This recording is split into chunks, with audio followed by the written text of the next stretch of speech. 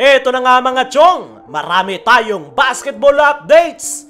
Coach Luigi Trillo may inamin sa Ginebra at sinabing hindi pa daw nakakabuelo si Akil Mitchell. Scottie Thompson, MVP mode na ngayong PBA Playoffs. Sa nakalipas nga na Game 1 quarterfinals kagabi ay nagawa ngang makuha ng Barangay Ginebra ang panalo. At napaka-importante nga ng panalo na yan dahil isa na lang yung kanilang kinakailangan para makapag-advance sa semifinals. Pero meron ngang isang player si Coach Tim na pinakabumuhat sa kanilang kupunan. Yan ay walang iba kundi itong si Scottie Thompson. Kakaibang Scottie nga yung ating nakita. Matagal-tagal ko ngang hindi nakitang grabe yung focus ni Scottie. Palagi nga itong nakafocus every game. Pero kakaiba yung kanyang inilaro sa nakalipas na Game 1. Matagal-tagal ko ngang hindi nakitang gantong maglaro si Scottie kung saan very committed ito pagdating sa opensa. Grabe nga yung kanyang pagiging agresibo kung saan nagresulta pa nga ito ng 23 points, 7 rebounds at 6 assists. MVP-like number nga yung contribution na yan ni Scottie Thompson para sa Barangay Ginebra. At napakagandang sign nga yan para sa kupunan ni Coach Tim Cone. Although lahat naman ng kanyang mga players ay committed na makuha ang panalo, pero kakaiba talaga itong si Scottie.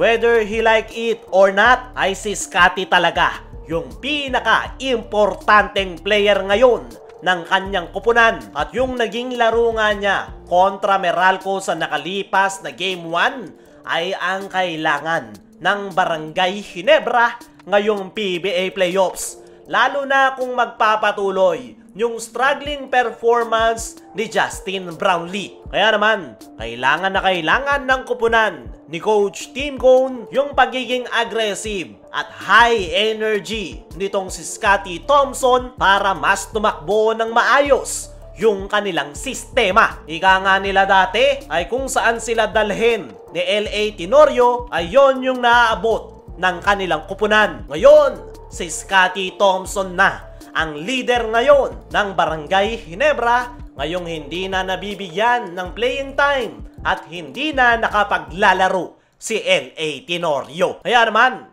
eto na ngang si Scottie yung nagte-take over sa Barangay Ginebra sa pamamagitan ng kanyang high energy at pagiging aggressive sa opensa. Para sa akin mga chong, ay kung may pagpapatuloy ni Scottie yung kanyang MVP mode ngayong PBA Playoffs, ay hindi malabong muli silang makakabalik ng PBA Finals. Ayon nga mismo dito kay Scottie sa kanyang naging latest interview, ay napakahirap nga raw ng PBA Playoffs kahit sino pa raw yung kanilang makaharap. At ngayon nga raw na Meralco Bolts yung kanilang kaharap sa best of 3 quarterfinals, ay kinakailangan nga lang daw nilang sabayan yung physical game ng Meralco at the same time manatiling aggressive. Natanong rin itong si Scottie kung paano yung kanilang naging preparation ngayong kabisado na ng Ginebra at Meralco ang isa't isa. Ang sagot ni Scottie ay kinakailangan na lang daw nilang i-execute ng maayos yung kanilang mga bagong game plan, at malaki nga yung tiwala ni Scottie sa Ginebra coaching staff na magagawa nila ng paraan ang Meralco. Dumako naman tayo dito sa kabilang balita. Coach Luigi Trillo may inamin sa Ginebra at sinabing hindi pa daw nakakabuelo si Akil Mitchell matapos makuha ng Barangay Ginebra ang panalo sa nakalipas na Game 1. Ay natanong nga itong si Coach Luigi Trillo kung ano yung naging problema ng kanilang kupunan. Ang sagot nga nito ay hindi pa raw nakakabuelo si Akil Mitchell. Kakagaling nga lang daw nito sa injury at kinukuha pa lang ang game rhythm. Ibang usapan na raw kung makukuha nitong muli yung kanyang laro at panigurado raw na iba yung magiging resulta. Pero kahit na ganoon, pinuri nga nitong si Coach Luigi Trillo ang Barangay Ginebra. Aminado nga ito na nagawa silang lampasuhin ng Ginebra sa last 5 minute ng laro. Kaya naman, binibigyang credits niya nga raw ang kupunan ni Coach Tim Cone dahil sa ganda ng depensang ibinigay sa kanila at napakalaki nga raw ng epekto ng napakalakas na lineup ng Barangay Ginebra. Wala nga rin daw superstar mindset sa Ginebra kung saan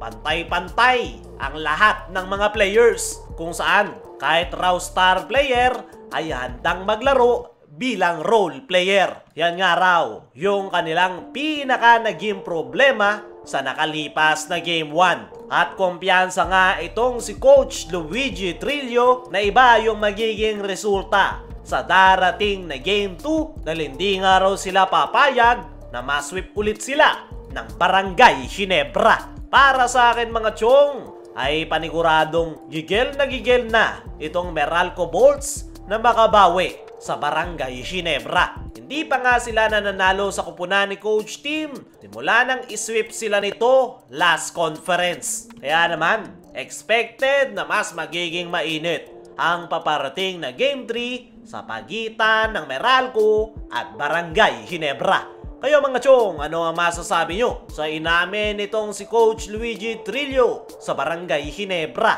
Ano rin yung masasabi nyo na MVP mode na si Scotty Thompson? I-comment mo lang dyan sa ibaba.